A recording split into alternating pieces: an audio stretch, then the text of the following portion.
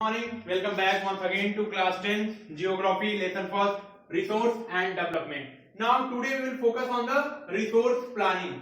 So first of all we will understand the Hindi meaning of the resource planning. यानी कि इसका हिंदी अर्थ होगा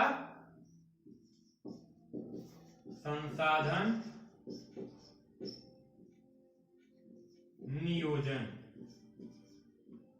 संसाधन नियोजन, ठीक है।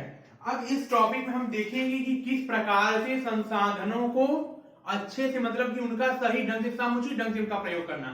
जैसे क्या है कि कुछ राज्य जो हैं हमारे, वहां पे किसी संसाधन की प्रचुरता है यानी कि वह व्यापक मात्रा में उपस्थित है, जबकि कुछ राज्य ऐसे हैं जहां पर उसकी कमी होती है, ठीक है। अब हम यहाँ पे देखते हैं कि रिसोर्स प्लानिंग कैसे कंट्रोल की जा सकती है, कैसे हमें रखना चाहिए उसको। तो resource planning refers to the strategy for planned and judicious utilization of resources. Resource planning is essential for sustainable existence. Sustainable existence यानी कि सस्टेनेबल डेवलपमेंट हमने जैसे पढ़ा था कि भविष्य के बारे में सोचकर संसाधनों का उपयोग करना, यानी कि उनका दोहन न करना, ठीक है। तो sustainable existence of all forms of life, this shows that the resource planning is needed at the national मतलब राष्ट्रीय स्तर पर, रीजनल क्षेत्रीय स्तर पर, राष्ट्र स्तर पर, स्टेट राज्य स्तर पर, and local level for balanced development, संतुलित विकास के लिए। किसी भी देश के संतुलित विकास के लिए यह पूरे पर्टिकुलर किसी एक स्टेट के लिए नहीं, एक स्पेसिफिक जगह के लिए, पूरे इन सब जगहों पे हमें उस चीज को देखना होगा। जैसे हमने अपने लेक्चर के इसी वीडियो में स्टार्टिंग में बोला कि किसी राज्य में ऐसा होता है कि संसाधनों की मात्रा अच्छे से उपलब्ध होती है, यानी कि वो प्रचुर मात्रा में उनकी क्वांटिटी कम न हो, और कुछ ऐसे राज्य हैं जहां पर उसकी कमी होती है। तो इसी के अंतर्गत हम देखेंगे कि resource conservation in India, Bharat में कैसे इसको देखा जाता है। तो हमारा अगला पॉइंट आता है resource conservation in India. Bharat में रिसोर्स कंजर्वेशन कैसे, इसको हम बिंदुओं के माध्यम से यानी कि पॉइंट्स के माध्यम से समझेंगे। पहला पॉइंट हमारा होगा आइडेंटिफिकेशन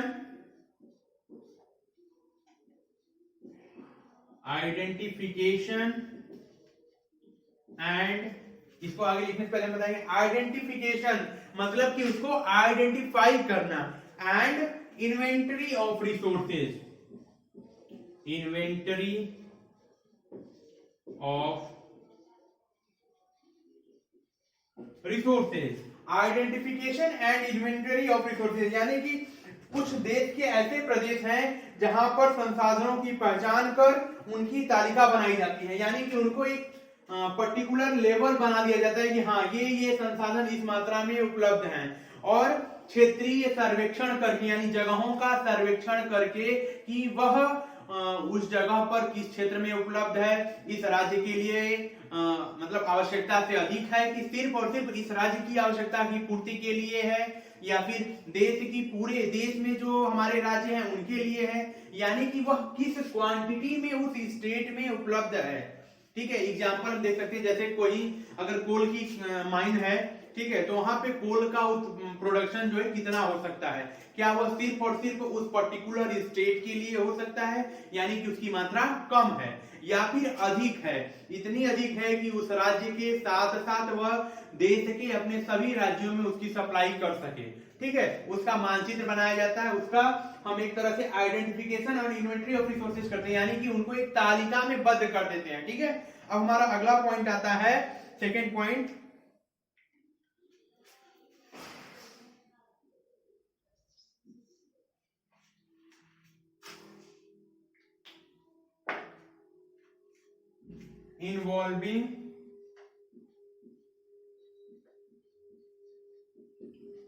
इन्वॉल्विंग यानी कि उसको इन्वॉल्व करना है, किस चीज को, प्लानिंग स्ट्रक्चर,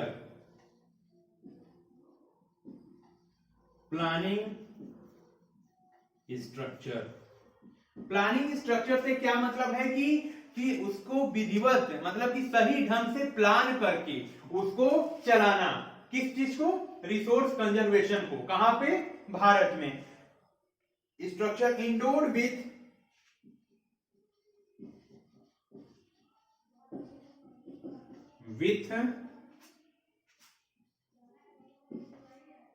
एप्रोप्रिएट यानी कि समुचित जैसी टेक्नोलॉजी हमने डेवलप कर ली। हमने कहां तक?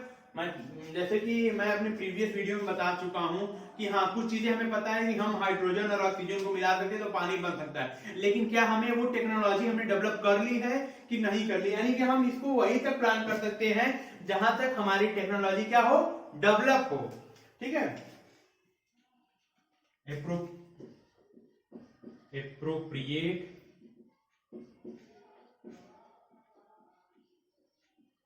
Technology and skill and institutional setup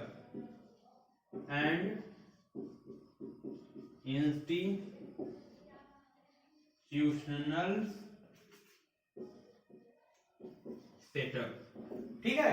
तो इस तरह से हम देखते हैं कि हमने कहां तक डेवलप किया है, उसके अनुरूप जो है हम इसके विकास के बारे में सोचेंगे।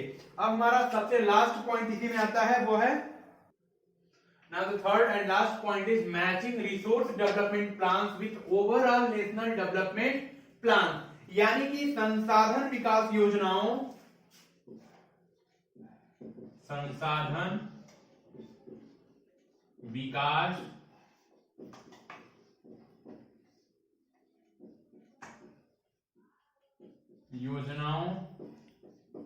और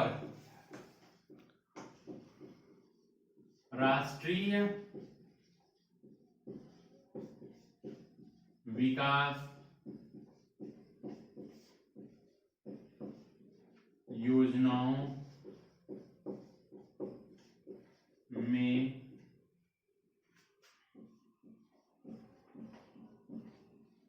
समन्वय स्थापित करना। ठीक है। अब now there are many regions in our country that are rich in resources but these are included in economically backward region, यानी कि वह जो देश, हमारे देश के कुछ ऐसे भाग हैं जिनके पास संसाधन प्रचुर मात्रा में उपलब्ध हैं लेकिन इकोनॉमिकली बैकवर्ड है, यानी आर्थिक रूप से क्या है? पिछड़े हुए हैं। बट एक दूसरे तरफ हम देखते हैं कि कुछ ऐसे हमारे देश के राज्य हैं जहां पर रिसोर्स यानी संसाधन जो है वह कम मात्रा में कहें या फिर सीमित मात्रा में कहें, लेकिन वह इकोनॉमिकली डेवलप्ड हैं। तो ऐसा जानने के बाद हमारे मन में क्वेश्चन राइज होगा कि ऐसा क्यों होता है।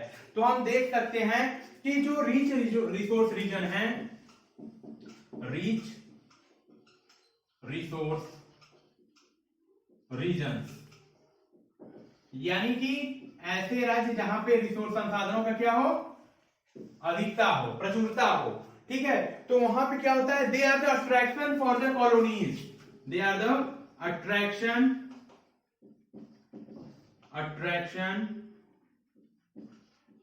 For the colonies. ठीक है। अट्रैक्शन फॉर द कॉलोनीज किस तरह से वो अट्रैक्शन है? क्योंकि वहां पर औपनिवेशिक जो कंपनियां हैं जिनको इन्वेस्ट करना है उन्हें पता है कि यहाँ पे संसाधन है, तो उसके साथ साथ हमें क्या चाहिए? हमने अपने स्टार्टिंग में ही पढ़ा था, वही सेम चीज है कि यह क्वेश्चन क्यों अराइज हुआ।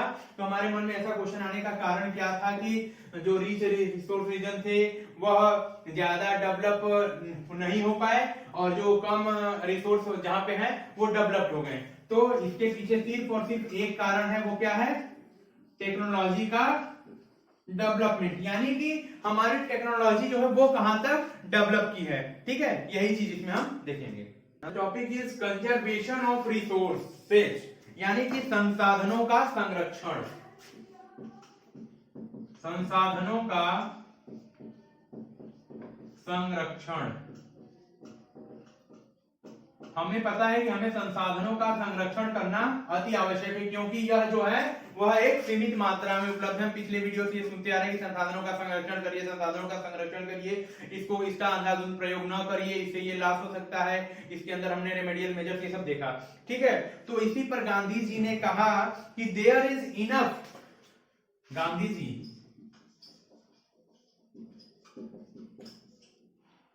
देयर इज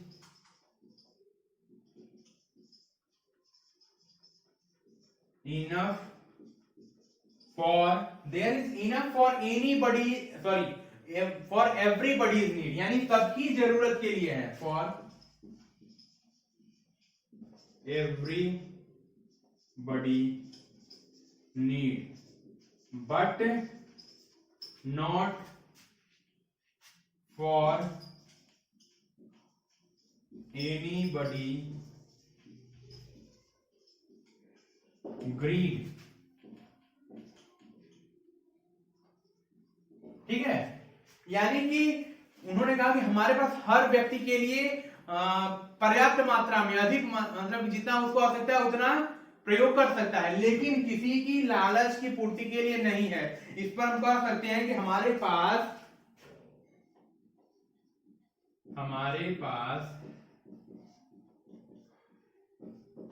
पेट भरने के लिए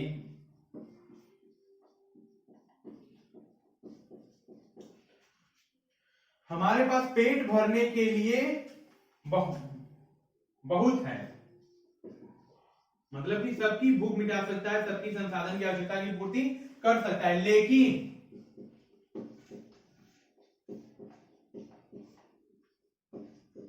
पेटी भरने के लिए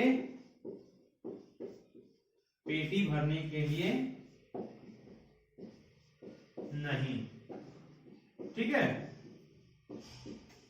इन द सेम वे, इसी क्रम में आगे हम देखते हैं कि 1968 में 1968 में club of Rome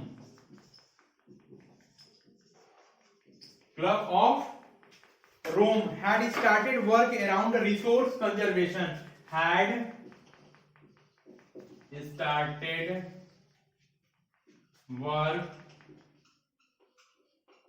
around resource conservation, यानी कि वह भी रिसोर्स संसाधनों के संरक्षण के बारे में सोचने लगे। अगले क्रम में हम देखेंगे कि in 1987 अरे सॉरी, पहले हम देखेंगे 87 से पहले आता है 74, ठीक है। दूसरी पहले 74 काम देख लेते हैं। In 1974 Shoemaker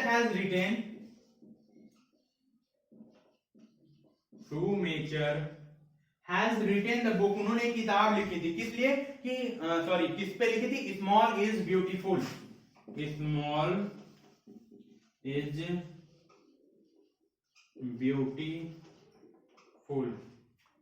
it is the name of the book, ठीक है।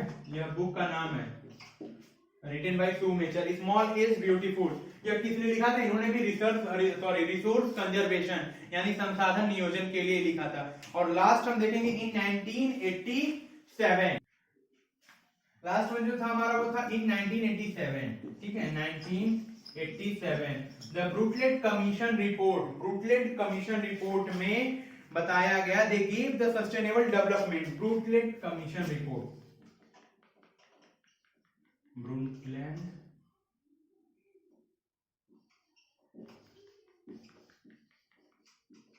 Commission report, they gave about the sustainable